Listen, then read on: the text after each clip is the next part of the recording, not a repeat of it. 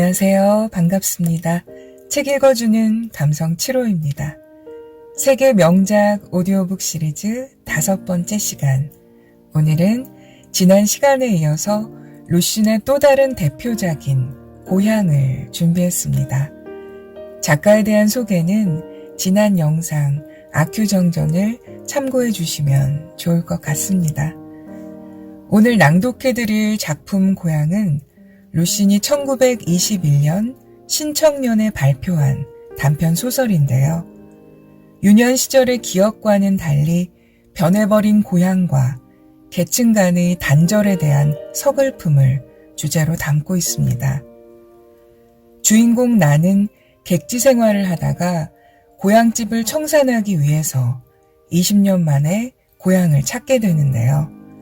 찾아온 고향의 풍경은 황폐하고 쓸쓸하기만 했고 유년 시절 허물없이 지내던 고향 친구 론트와의 사이에서도 단절을 느끼면서 매우 안타까워합니다. 루신이 느낀 중국 당대의 모습이 이러하였는데요. 작가는 현실의 중국은 봉건제도의 병폐로 황량하고 암담하지만 미래 조국의 새로운 변화를 염원하는 마음을 작품의 마지막 부분에서 희망에 대한 단상으로 잘 보여주고 있습니다. 루신의 고향 하면 떠오르는 유명한 대목이죠. 어제 1분 영상으로 그 부분을 먼저 올려봤는데요. 클릭해서 봐주시면 감사하겠습니다. 네. 인간의 삶 속에서 변치 말아야 할 소중한 가치는 무엇일지 생각해 보면서 그럼 작품 속으로 들어가 보겠습니다. 좋은 시간 되시길 바랄게요. 나는 혹독한 추위를 무릅쓰고 2000여리나 떨어진 먼 곳에서 고향으로 돌아왔다. 20여 년이나 떠나 있던 고향이었다. 마침 한겨울이라 고향이 가까워지면서 하늘은 잔뜩 찌푸렸고 음산한 바람이 선창 안에까지 윙윙 소리를 내며 불어닥쳤다. 바람막이 휘장 사이로 밖을 내다보니 흐린 하늘 아래 여기저기 쓸쓸하고 황폐한 마을이 보였다. 아무런 생기도 느껴지지 않는 황량한 풍경이었다. 나는 갑자기 마음이 슬프고 허전해졌다.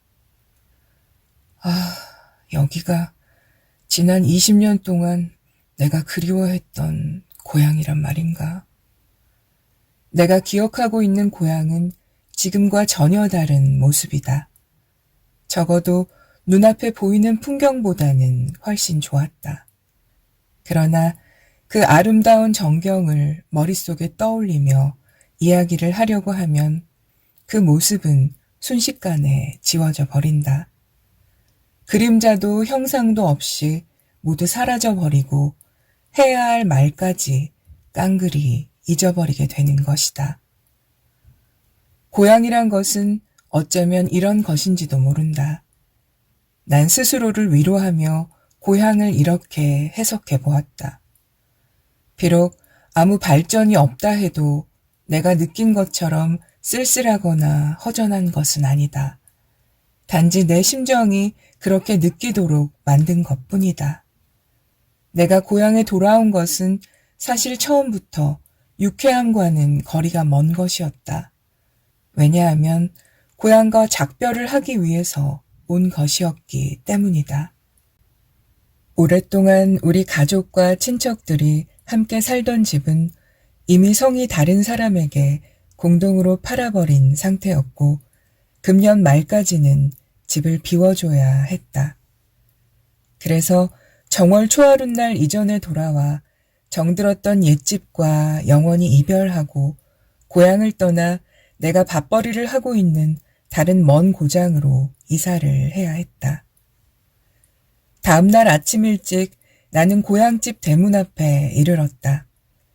기와지붕 용마루 위에는 마른 풀들이 바람에 나부끼고 있었다.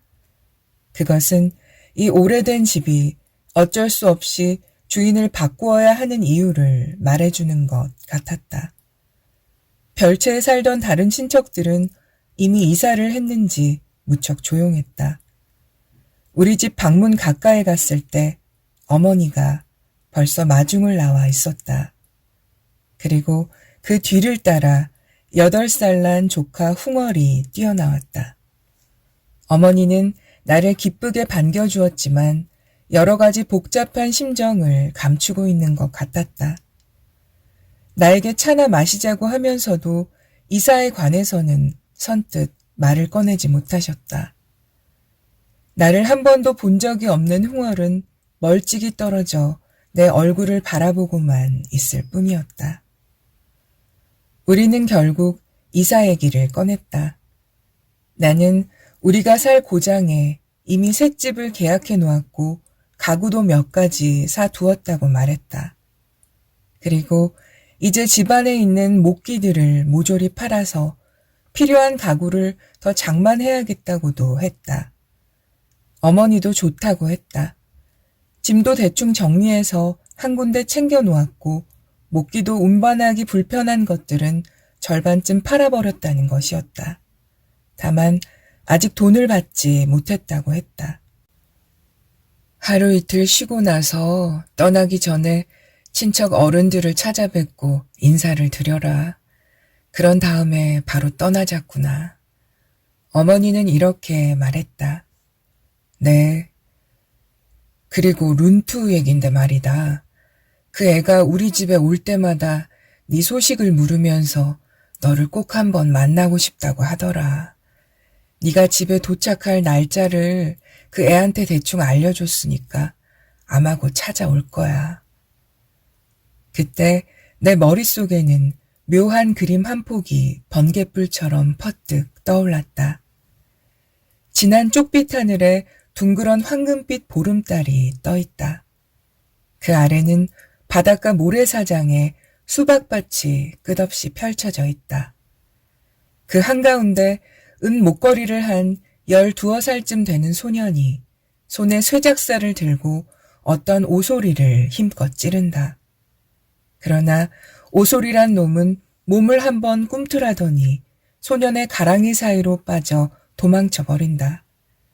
그 소년이 바로 룬투다. 내가 그를 알게 된 것은 기껏해야 10몇 살밖에 안 되었을 무렵이었다.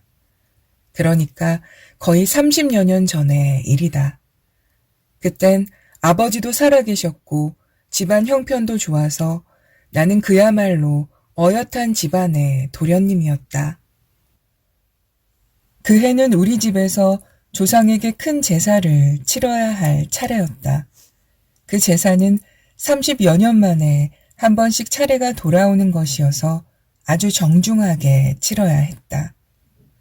정월에 조상의 상 앞에서 제사를 지낼 때에는 차려놓는 물건도 많고 제기도 특별히 좋은 것을 골라서 썼다.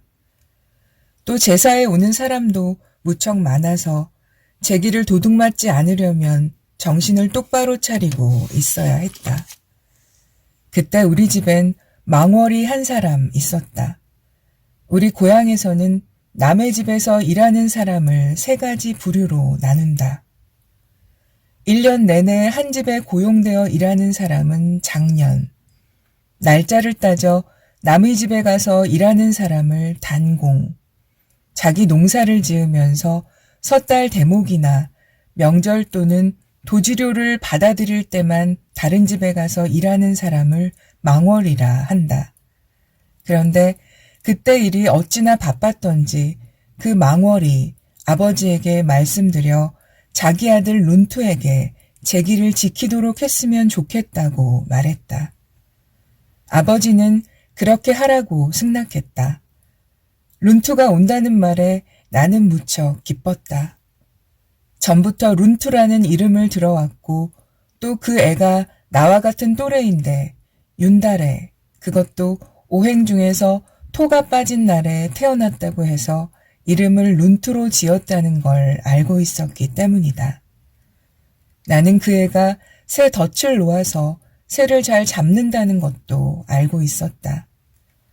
그래서 나는 새해가 오기만을 목이 빠지게 기다렸다.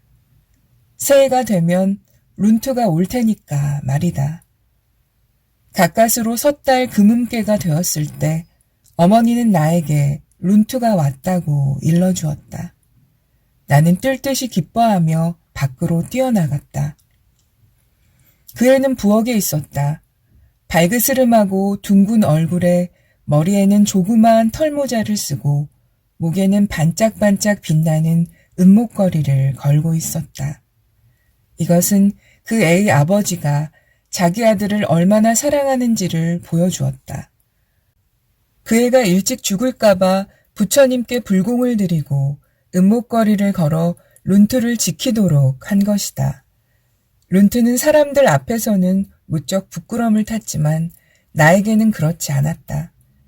사람들이 없을 때면 그 애는 내게 말을 걸어왔다.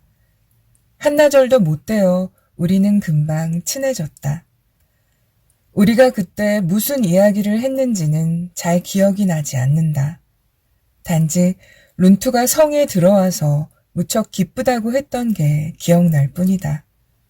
그 애는 그동안 한 번도 보지 못했던 것들을 성 안에서 많이 구경했다고 말했다. 그 다음날 나는 룬투에게 새를 잡아달라고 졸랐다.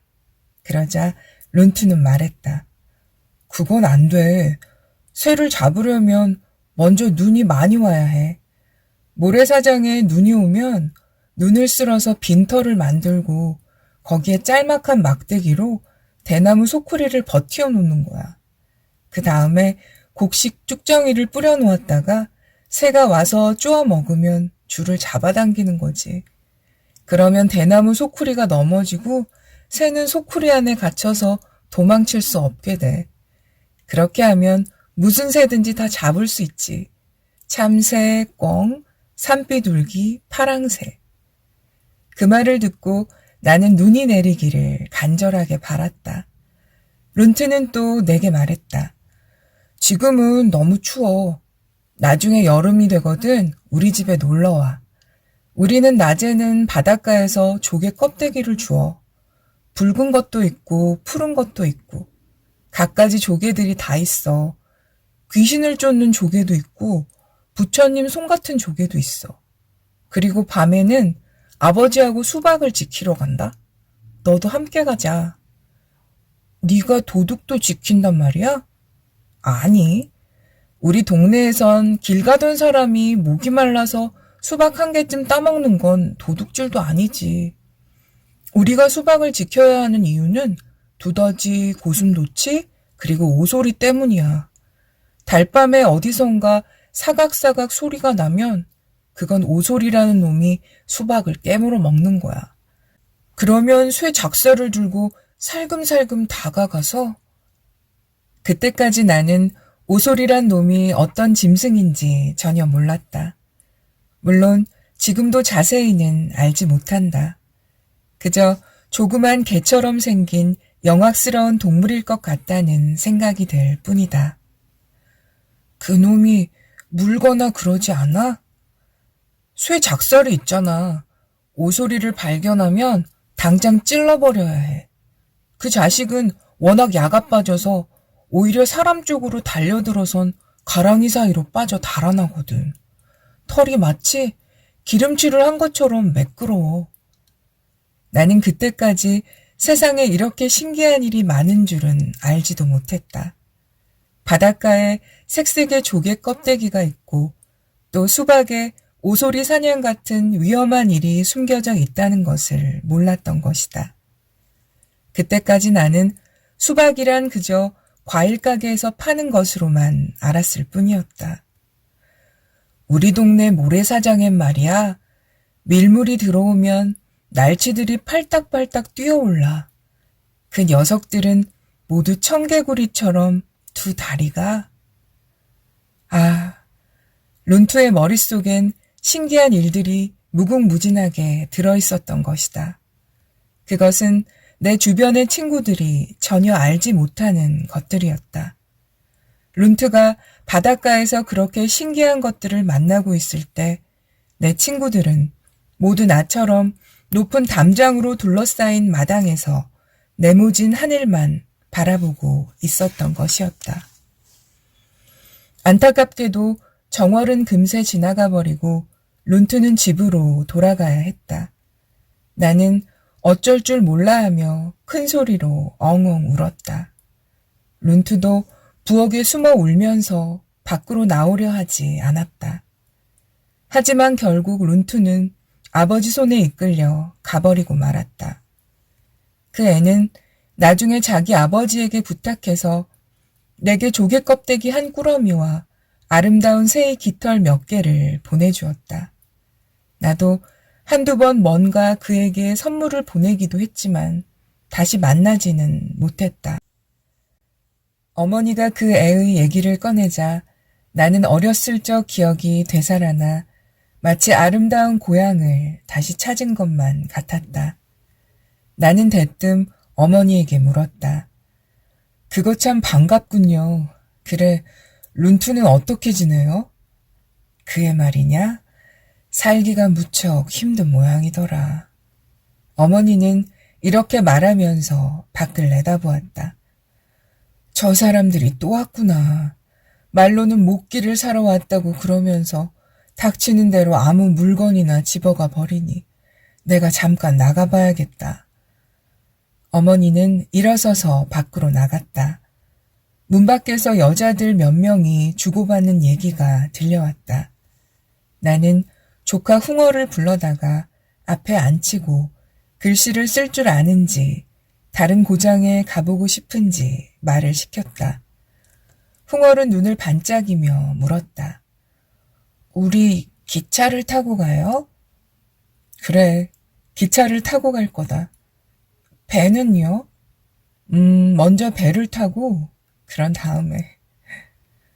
어머나 세상에 이렇게 컸네. 수염도 길게 기르고. 갑자기 찌르는 듯 날카롭고 괴팍한 목소리가 들려왔다. 깜짝 놀라서 고개를 들어보니 광대뼈가 튀어나오고 입술이 얇은 50살가량의 여자가 내 앞에 서 있었다. 두 손을 허리에 얹고 치마도 입지 않은 채 두 다리를 벌리고 서 있는 모습이 영락없이 컴퍼스가 두 발을 벌리고 있는 것과 똑같았다. 나는 어안이 벙벙해져 그녀를 쳐다보았다. 날 모르겠어? 옛날에 내가 많이 안아줬는데. 나는 더욱 어리둥절할 뿐이었다. 마침 다행스럽게도 어머니가 들어오시더니 옆에서 말을 해주었다. 저 애 너무 오랫동안 객지에 나가 있어서 아마 까맣게 잊었을 거야. 어머니는 그러더니 나에게 말했다. 너도 잘 생각하면 기억이 날 거다. 저 양반이 우리 집 건너편에 사시던 양신의 둘째 아주머니시다. 왜 있지? 두부가게 하시던. 아, 이제야 생각이 났다. 어렸을 때 우리 집 건너편 두부가게에서 하루 종일 앉아있던 양신의 둘째 아주머니였다. 사람들은 모두 이 여자를 두부가게의 서시라고 불렀다.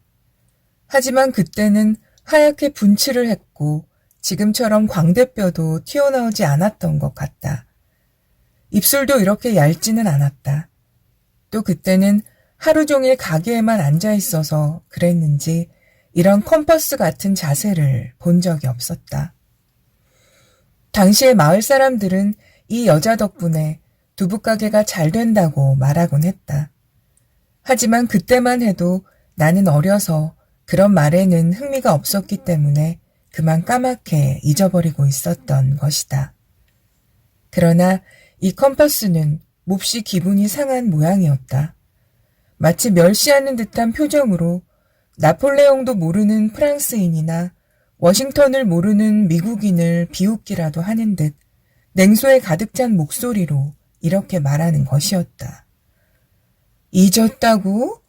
하긴 귀하신 양반이라 눈이 높으시다 이거지.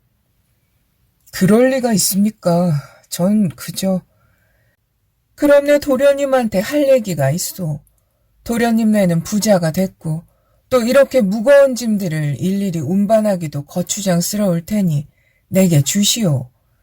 이런 낡고 하잘것없는 목기들을 어디다 쓰겠소? 우리 같은 가난뱅이한테나 쓸모가 있지. 난 부자가 아닙니다. 또 이걸 팔아야 그 돈으로. 내 참 큰 벼슬까지 한다던데 부자가 아니라고? 소실이 셋이나 되고 문 밖에만 나서면 8사람이 떠매는 큰 가마를 타면서도 부자가 아니란 말이야? 그런 말로 날 속일 순 없지. 나는 무슨 말을 해도 소용이 없다는 걸 깨닫고는 그저 입을 다물고 있었다. 원 세상에 부자가 될수록 지갑끈을 죄고 지갑끈을 잴수록 더욱더 부자가 된다더니 정말 그 말대로일세. 컴퍼스는 화가 나서 돌아서더니 투덜거리며 밖으로 나갔다. 나가면서 슬쩍 어머니의 장갑 한 켤레를 허리춤에 찔러 넣고 사라져 버렸다. 그 다음에는 또 근방에 사는 친척들이 찾아왔다. 나는 그들을 상대하면서 틈틈이 짐을 꾸려야 했다. 이렇게 사나흘이 지나갔다. 날씨가 몹시 춥던 어느 날 오후 나는 점심을 먹고 차를 마시며 앉아 있었다. 그러다가 밖에서 사람이 들어오는 인기척에 머리를 돌려 바라보았다. 그를 보고 나는 부랴부랴 몸을 일으켜 그를 맞으러 나갔다. 그는 바로 룬투였다. 그를 보자마자 나는 그가 룬투라는 것을 금방 알 수 있었다. 그러나 내가 기억하고 있던 그 룬투는 아니었다. 키는 갑절이나 커졌고 옛날 발그스름하던 둥근 얼굴은 누렇게 윤기가 없어졌다. 얼굴에 깊은 주름이 패었고 눈 언저리는 그의 아버지처럼 벌겋게 부어올라 있었다. 바닷가에서 농사를 짓는 사람은 하루 종일 바닷바람을 쐬기 때문에 대개 이런 모습을 하고 있다는 것을 나는 알고 있었다. 그는 너덜너덜한 털모자에 얇은 속옷을 걸치고 있었다. 추위에 덜덜 떠는 모습은 초라하고 안 돼 보였다. 손에는 종이봉지 하나와 기다란 담뱃대가 들려 있었다. 그 손 역시 내가 기억하고 있던 통통하고 혈색 좋은 손은 아니었다. 거칠고 갈라지고 여기저기가 터진 게 마치 소나무 껍질 같았다. 나는 너무 흥분하여 뭐라고 말해야 좋을지 알 수 없었다. 아, 룬투 형, 이제 오셨구려. 이렇게 말했을 뿐이다. 그러고 나니 많은 말들이 꿰어놓은 구슬같이 줄줄이 터져 나올 것만 같았다. 꿩이며 날치며 조개껍데기, 오소리. 그러나 무언가에 가로막힌 듯 그 말들은 머릿속에서만 빙빙 돌 뿐 입 밖으로 나오지는 못했다. 그는 그 자리에 우뚝 서 있었다. 얼굴에는 기쁨과 처량함이 뒤섞인 표정이 역력했다. 그는 입술을 달싹이긴 했지만 아무 소리도 내뱉지 못했다. 마침내 그는 공손한 태도를 취하더니 분명히 이렇게 불렀다. 나으리. 나는 오싹 소름이 끼치는 것 같았다. 순간적으로 나는 우리 둘 사이에 이미 두꺼운 장벽이 가로막혀 있다는 것을 알았다. 서글프게도 나는 아무 말도 할 수 없었다. 그는 뒤를 돌아다 보며 말했다. 쉐이성, 나으리께 인사를 드려라. 그는 자기 등 뒤에 숨어있던 어린아이를 앞으로 끌어냈다. 그 아이야말로 20년 전 룬투의 모습 그대로였다. 단지 안색이 나쁘고 비쩍 마른 데다 목에 은목걸이가 없을 뿐이었다. 이놈이 5째 놈입니다. 아직 세상 구경을 못해서 그런지 비실비실 낯만 가리고. 어머니와 흥얼이 2층에서 내려왔다. 룬투의 말소리를 들은 모양이었다. 룬투는 어머니께 말했다. 마나님, 보내주신 편지는 벌써 받았습죠. 나리께서 돌아오신다는 것을 알고 어찌나 기뻤는지. 룬투, 자네 왜 이렇게 어색하게 인사치레를 하나? 옛날에는 둘이 너하고 부르지 않았나? 옛날같이 그냥 쉰이라고 부르게나. 어머니는 룬투를 보고 기뻐하며 이렇게 말했다. 참 마나님도 무슨 말씀을, 그게 될 법이나 한 얘기입니까? 그땐 철없을 때라 아무것도 모르고. 룬투는 이렇게 말하면서 또 쉐이성더러 나리께 인사를 드리라고 했다. 하지만 아이는 여전히 부끄러워하면서 제 아버지 등 뒤에 찰싹 달라붙어 있었다. 어머니가 말했다. 그 애가 쉐이성인가? 5째랬지? 모두 낯선 사람뿐이니 겁을 내는 것도 당연하지. 얘 흥얼아, 네가 쉐이성이랑 같이 밖에 나가 놀아라.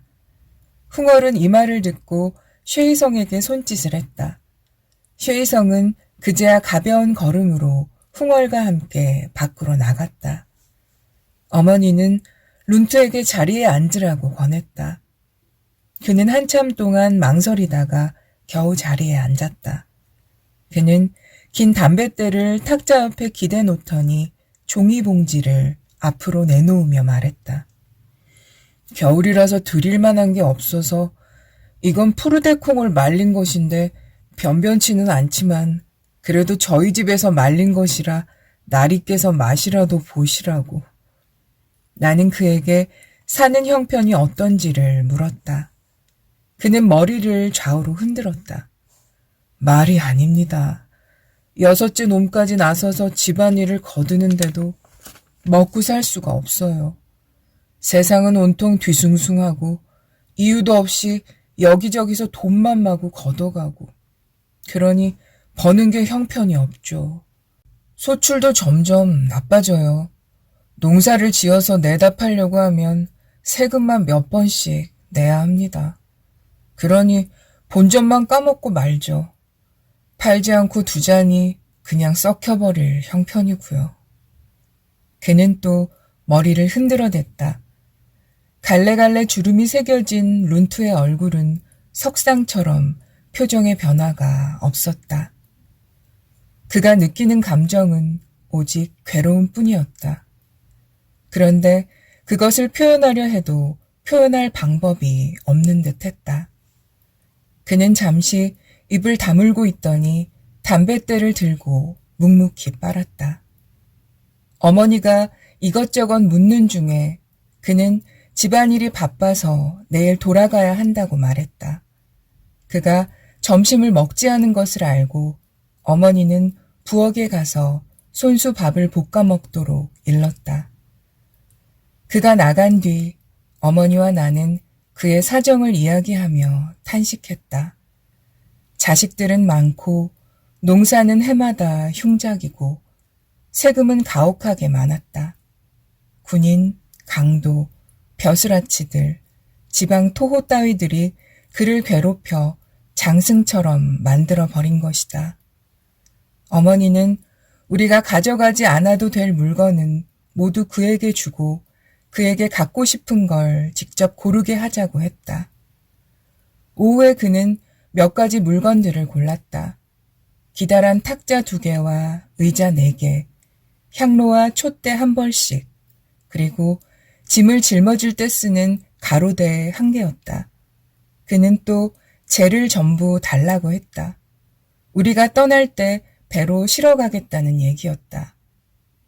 밤에 룬투와 나는 이런저런 얘기를 나눴다. 그러나 별로 중요하지 않은 잡담일 뿐이었다. 다음 날 아침 일찍 그는 쉐이성을 데리고 돌아갔다. 그로부터 아흘해가 지났다. 바로 우리가 떠나야 할 날이 온 것이다. 룬투는 아침 일찍부터 우리 집에 와 있었다. 그러나 쉐이성은 데려오지 않고 그 대신 5살짜리 계집애를 데리고 와서 배를 지키도록 했다. 우리는 하루 종일 정신없이 바빴다. 그래서 룬투와 나는 다시 한가하게 이야기를 나눌 틈이 없었다. 집으로 찾아온 손님들도 적지 않았다. 전송하러 온 사람, 이것저것 물건을 가지러 온 사람, 전송도 하고 물건도 가져갈 겸 온 사람 등 가지각색의 사람들로 붐볐다. 저녁 때 우리가 배에 오를 무렵에는 이 오래된 집에 있던 온갖 잡동사니들이 마치 빗자루로 쓸어버린 듯 깨끗이 사라져 버렸다. 배는 앞으로 나아갔다. 양쪽 강길스계에 줄지어선 푸른 산들은 황혼빛에 검푸르게 물들고 있었다. 그 산들은 하나씩 배 뒤쪽으로 사라져 갔다. 흥얼은 나와 함께 선창에 몸을 기대고 어슴푸레한 풍경을 바라보았다. 그러다 그 아이는 갑자기 이렇게 물었다. 큰아버지, 우리 이제 언제 돌아와요? 돌아오다니? 어째서 가기도 전에 돌아올 생각부터 하는 거냐? 쉐이성이 자기 집으로 놀러 오라고 해서 약속을 했는걸요? 흥얼은 크고 새까만 눈을 똑바로 뜨고 뭔가 이상하다는 표정을 지었다. 나와 어머니는 갑자기 멍해졌다. 그러다가 다시 룬투의 이야기를 시작했다. 어머니가 말하기를 이삿짐을 꾸리면서부터 두부가게 서씨가 매일같이 찾아왔는데 엊그제 잿더미 속에서 접시와 그릇을 10몇 개씩 찾아내서 룬투가 제기를 나를 때 함께 가져가려고 숨겨두었다며 따따붙다 떠들어댔다는 것이었다. 양신의 둘째 아주머니는 마치 큰 공이라도 세운 것처럼 의기양양해하며 구깃살을 집어들고 쏜살같이 달아났다고 한다. 어머니는 전족을 한 그 여자가 뒤축 높은 신발을 신고 어쩌면 그렇게 빨리 뛰어가는지 모르겠다고 말했다. 옛 고향집은 내게서 점점 멀어져 갔다. 그와 함께 고향의 산천도 점점 멀어지며 작아졌다. 하지만 나는 아무 미련도 느껴지지 않았다. 단지 보이지 않는 높은 담이 내 주위를 둘러싸고 나를 외톨이로 만들고 있다는 생각을 했을 뿐이다. 그리고 뭐라고 설명할 수 없는 답답함을 느꼈다. 아주 또렷했던 저 수박밭에 은목거리를 한 작은 영웅의 형상이 갑자기 흐릿해진 것도 나를 슬프게 했다. 어머니와 흥얼은 모두 잠이 들었다. 나도 자리에 누웠다. 배 밑바닥으로 부딪히는 물소리를 들으며 나는 나의 길을 가고 있다는 사실을 깨달았다. 룬투와 나는 이미 딴 길을 가고 있었던 것이다. 하지만 나는 생각했다. 우리의 어린아이들은 아직 하나로 이어져 있다고. 흥얼이 바로 쉐이성을 생각하고 있지 않느냐고. 난 그 애들이 나와 같은 단절을 겪지 않기를 바랐다. 하지만 서로 같은 마음을 지키기 위해 모두 나처럼 이곳저곳 떠도는 생활을 하는 것은 원치 않았다. 또 그 아이들이 룬투처럼 사는 게 괴롭고 힘들어서 마비된 듯한 생활을 하는 것도 원치 않았다. 또한 다른 사람들이 괴롭고 힘들게 사는 것을 멸시하는 것도 바라지 않았다. 그 아이들은 마땅히 새로운 삶을 살아야 한다. 우리가 아직 경험해 본 일이 없는 그런 생활을 말이다.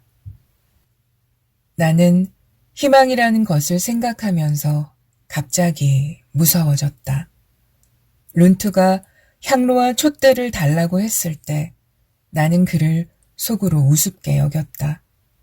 그가 아직도 우상을 숭배하고 그 습관을 버리지 못한 인간이라고 생각한 것이다.